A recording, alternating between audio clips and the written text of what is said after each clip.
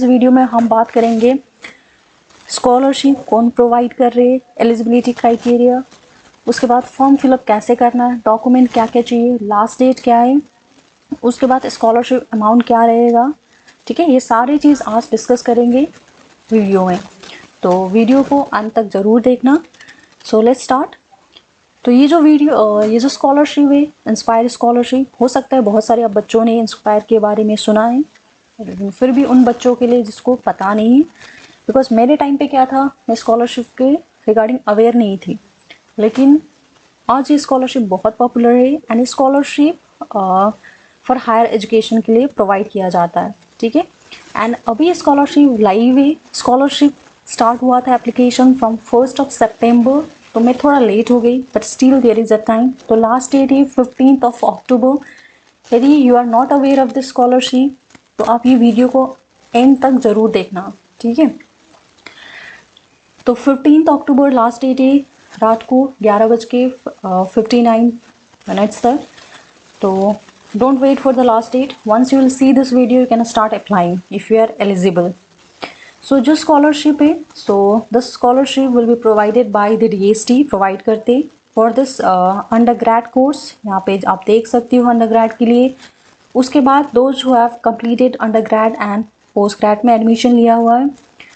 और एक चीज़ यहाँ पे इम्पॉर्टेंट क्राइटेरिया, हाँ, उन्हीं बच्चों के लिए दिया जाता है जो टॉप 1% में फॉल करते हैं क्लास 12 में। तो ये टॉप 1% आते कौन है?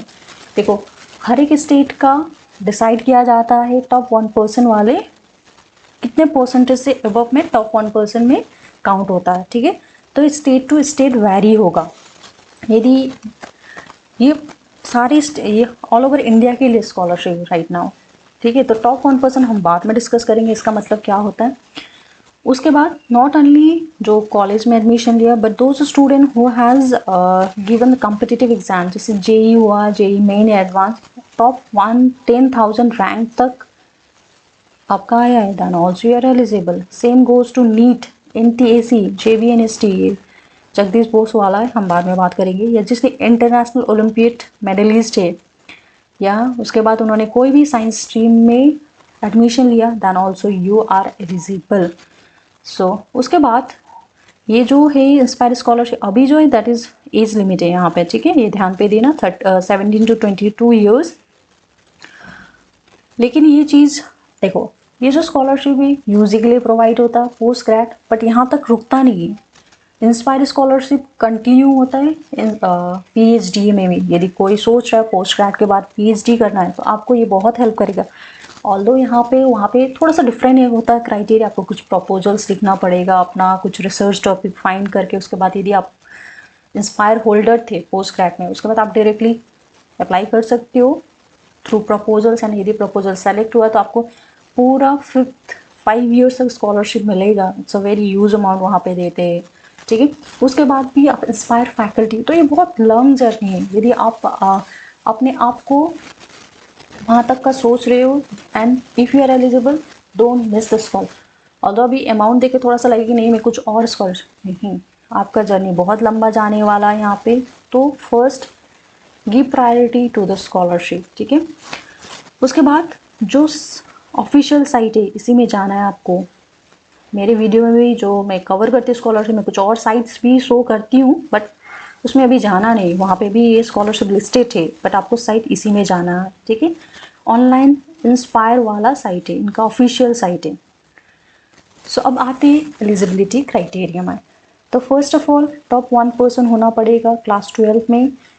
उसके बाद ये बहुत इम्पॉर्टेंट है, जैसे अभी 2024 के लिए रिलीज़ हुआ तो आपको 2024 में पास आउट होना पड़ेगा।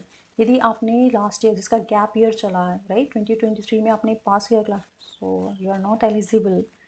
तो डोंट वरी, ये एक स्कॉलरशिप नहीं, बहुत सारा स्कॉलरशिप हमारे चैनल पे बहुत सारा स्कॉलरशिप कवर किया, अभी रिसेंटली भी कर रहे जितना हो सके। तो आप वहाँ पे जाना, देखना, कोई भी आपने यदि एलिजिबिलिटी क्राइटेरिया फुलफिल करते हो तो आप अप्लाई कर देना। डोंट मिस ऑल दिस, मतलब वेरी गुड चांस। क्योंकि मेरे टाइम पे मैंने मिस किया, मुझे अवेयर नहीं था, but right now there is a different platform सबको अवेयर करा रहे, तो so don't miss this chance. ठीक है, उसके बाद ये तो मैंने बोला ये बेसिक साइंस जो कॉलेज में एडमिशन लिया, सॉरी उसके बाद एक तो है ये वाला जो बीएससी एमएससी में ज्वाइन किया इंटीग्रेटेड कोर्स में। उसके बाद यहाँ पे जिन्होंने जेई इन सब में कॉम्पिटिटिव एग्जाम्स में 10,000 के अंदर रैंक लिया है उनके लिए भी ये, तो बीएससी बीएससी इंटीग्रेटेड एमएससी, ठीक है। तो उसके बाद उन्होंने इसमें एडमिशन लिया। उसके बाद जो national talent search examination scholars हुए या Jagdish Bose national science talent search में, या कोई इंटरनेशनल ओलंपिक मेडलिस्ट है, राइट, अभी हाल ही में मैथ्स में मिला था हमारे इंडियन स्टूडेंट्स को, तो यदि आपने उसके बाद कोई भी साइंस स्ट्रीम में ज्वाइन किया था ना, आप ऑल्सो एलिजिबल हो, ठीक है। तो ये था एलिजिबिलिटी क्राइटेरिया। उसके बाद यहाँ पे इम्पॉर्टेंट पॉइंट है जो मैंने पहले ही बता दिया है, यदि आपने प्रीवियस ईयर्स गैप ईयर में है so you are not eligible for this scholarship. But जो मैंने बताया आप जाके चेक करोगे और हो सके तो देखते रहना, ठीक है। मैं एवरी टाइम ट्राई कर रही हूँ most of the scholarship cover करने के लिए। उसके बाद let's come back to the scholarship amount. यहाँ पे अभी जो स्कॉलरशिप अमाउंट होगा फॉर दिस इंटीग्रेटेड या BSc once you will get selected, तो आपको मिलेगा 5,000 पर मंथ। इसको हल्के में नहीं लेना बच्चों, ठीक है। तो ये होता है 60,000 पर मंथ। उसके अलावा आपको 20,000 पर एनम भी मिलेगा। उसके बाद ये आपको पूरा जैसे इंटीग्रेटेड में हो, तो यदि 4 इयर्स का कोर्स है, पूरा 4 इयर्स, उसके बाद आप इसको ट्रांसफ़र कर सकते हो बाद में। उसके बाद पीएचडी, मतलब लंबा प्रोसेस है। तो यदि कोई अदर स्कॉलरशिप है जिसमें हो सकता है कि आपको इससे ज़्यादा अमाउंट मिल रहा है, बट उसमें आपको एक सर्टन ईयर तक ही मिलेगा। So if you are eligible top 1% में आते हो तो you should prioritise this scholarship, ठीक है। उसके बाद लेट्स सी आप अप्लाई करना। अच्छा, इससे पहले एक चीज़ मैं बता देना चाहती हूँ, मेरे टाइम पे I was not aware although I was eligible, ठीक है। इतना ख़राब नहीं था मेरा एजुकेशंस, बट सिंस मेरे को उस टाइम इतना इन्फॉर्मेशन नहीं था तो मुझे पता नहीं चला। Although I have receive other scholarship, छोटा छोटा कैंस एंड ऑल, बट जब मैं right now I mean Assam state, जब मैं नॉर्थ स्टेट में I when to continue my higher education that is doctoral research, तो आई हैव सीन कि यहाँ पे बहुत सारे बच्चे, सबको स्कॉलरशिप इंस्पायर मिलता है। Not only BSc, post grade में भी मिल रहा है, पीएचडी में भी मिल रहा है। तो यहाँ पे आके पता चला कि this is a very popular. तो यही चीज़, this is for everyone if you are seeing my video right now, ठीक है। तो ये this is a very good opportunity. So चलो आते ही फिर let's come back to our main thing. तो अब अप्लाई करना कैसे? अब डिजिटलाइजेशन का टाइम है, राइट, तो ऑनलाइन ही होगा। आपको कोई ऑफलाइन कुछ करना नहीं। पहले के टाइम पे ऑफलाइन होता था, एक फिल करने के बाद आपको एप्लीकेशन सेंड करना पड़ता था, बट अभी since after the digitalisation everything is online. तो फिर से यहाँ पे वेबसाइट यही है। उसके बाद आपको पहले क्या क्या सारा चीज़ एक बार पढ़ लेना है खुद से। एंड द लास्ट डेट मैंने बताया, जैसे 1 सितंबर से स्टार्ट है, 15 अक्टूबर लास्ट डेट। एंड कोई भी क्वेरीज हो तो यहाँ पे आप मेल कर सकते हो या हमें कमेंट करके पूछ सकते हो। आपको जो भी सही लगे करना, लेकिन चांस को मिस आउट मत करना। एंड फॉर्म फिलअप करते टाइम कोई मिस्टेक मत करना, ठीक है। या आप ये लैंडलाइन नंबर दिया हुआ है ऑफिशियल आवर में कॉल करके पूछ सकते हो सकता कि there is a possibly now मतलब आपको फ़ोन कनेक्ट ना हो, बट हाँ यू कैन मेल ऑल्सो। तो अभी लोग मेल का ज़्यादा मतलब रिप्लाईज आता है, या आप हमारी इसी वीडियो के नीचे कमेंट करके बताना, ठीक है। चलो उसके बाद आते हैं मोस्ट इम्पॉर्टेंट पार्ट, क्या क्या डॉक्यूमेंट चाहिए। बहुत सिंपल डॉक्यूमेंट्स हैं, यहाँ पे टेंशन लेने का बात नहीं है। यहाँ पे देखो, फर्स्ट ऑफ ऑल, लेकिन ये टाइप ज़रूरी है, ठीक है, कोई भी मिसमैच नहीं करना। जैसे पासपोर्ट साइज फोटोग्राफ यहाँ पे मैंडेटरी, मतलब चाहिए ही चाहिए, इसीलिए यहाँ पे मैंडेटरी के बाद एक स्टार लगाया हुआ है। तो यहाँ पे आपको जेपीजी फॉर्म, पीएनजी नहीं, अब बता दिया, साइज 50 KB। तो आप क्या करोगे, सिंपल सा आपका कोई भी पासपोर्ट, तो राइट क्लिक करके वहाँ पे प्रॉपर्टीज़ में जाना, वहाँ पे आपको साइज़ मिल जाएगा। यदि साइज 50 KB से एक्सीड, इसको आप रीसाइज करके स्मॉल कर सकते हो, इसको हम कंप्रेस बोलते हैं, रीसाइज कर सकते, सिंपल सा। यदि आप नहीं कर पा रहे हो कमेंट करना, हम बता देंगे। यदि या आपको कमेंट करने में ऐसा लग रहा है कि पब्लिक आपका कमेंट देख लेंगे, तो no problem, DM us directly in our Instagram handle, ठीक है। 1-to-1 इंट्रैक्शन कर लेंगे, आपको बता देंगे करना कैसे है। उसके बाद क्लास 10 का मार्क्स मार्कशीट जिसको as a proof of date of birth माना जाता है, तो PDF में करना है, ठीक है। बस उसके बाद 1 MB ये सब स्कैंड में चाहिए, ठीक है। अच्छा ये नहीं चाहिए, बाकी तो स्कैन करके करोगे, राइट। अपने फ़ोन से भी कर सकते हैं scanning, you don't have to go to कि हाँ स्कैनिंग करने के लिए अभी कोई भी कंप्यूटर शॉप में जाना पड़ेगा, नहीं। Lots of scanners are there, right. अपने एकदम स्मार्टफोन है, ये करो अपने से। 12 का मार्कशीट अगेन 1 MB। अच्छा नेक्स्ट है ये endorsement form sign by the principal of the college. अब या डायरेक्टर ऑफ इंस्टीट्यूट या रजिस्टर ऑफ द कॉलेज में कॉलेज का प्रिंसिपल होता है, कोई भी एक इंस्टीट्यूट उसमें डायरेक्टर बोला जाता है, और यूनिवर्सिटीज़ में रजिस्टर्ड बोला जाता है हेड ऑफ इंस्टीट्यूशन को। तो उनसे एक एंडोर्समेंट फॉर्म चाहिए। अब आप सोचोगे ये क्या है, कोई टेंशन नहीं लेना, यहाँ पे फॉर्मेट दिया गया, वही फॉर्मेट फिल करके आपको लेके जाना है एडमिनिस्ट्रेशन बिल्डिंग में लेके जाना, उनको बोलना कि मैं ये अप्लाई करूँ तो हमको यहाँ पे साइन चाहिए, तो आपको करके दे देगा। आप 15 है तो ये जल्दी कर लेना, ठीक है। तो हो सके हम इस वीडियो को आज ही रिलीज़ करें, आज 23 सितंबर को ये रिकॉर्ड हो रहा है। उसके बाद एलिजिबिलिटी नोट ये नहीं चाहिए, नॉट मैंडेटरी। यदि आप कॉम्पिटिटिव एग्जाम के थ्रू अप्लाई कर रहे हो तो आपको सर्टिफिकेट, रैंक सर्टिफिकेट चाहिए, ठीक है। तो इतना ये मेन डॉक्यूमेंट्स है, तो यहाँ पे बाकी डॉक्यूमेंट्स मांगा नहीं है। सो चलो डॉक्यूमेंट्स तो हो गया। अगेन यहाँ पे फिर से देखो बार बार लिख रहे 15 अक्टूबर, तो there is a possible extension ना हो तो 23 to 15 there is a time, so please time से पहले अप्लाई कर लेना। उसके बाद आते हैं सब्जेक्ट लिस्ट, कौन सा सब्जेक्ट यहाँ पे कवर होता है, जिसमें बार बार बोल रही हूँ बेसिक साइंस अब देखना पड़ेगा ना कौन सा हो। तो यहाँ पे 18 सब्जेक्ट लिस्टेड है।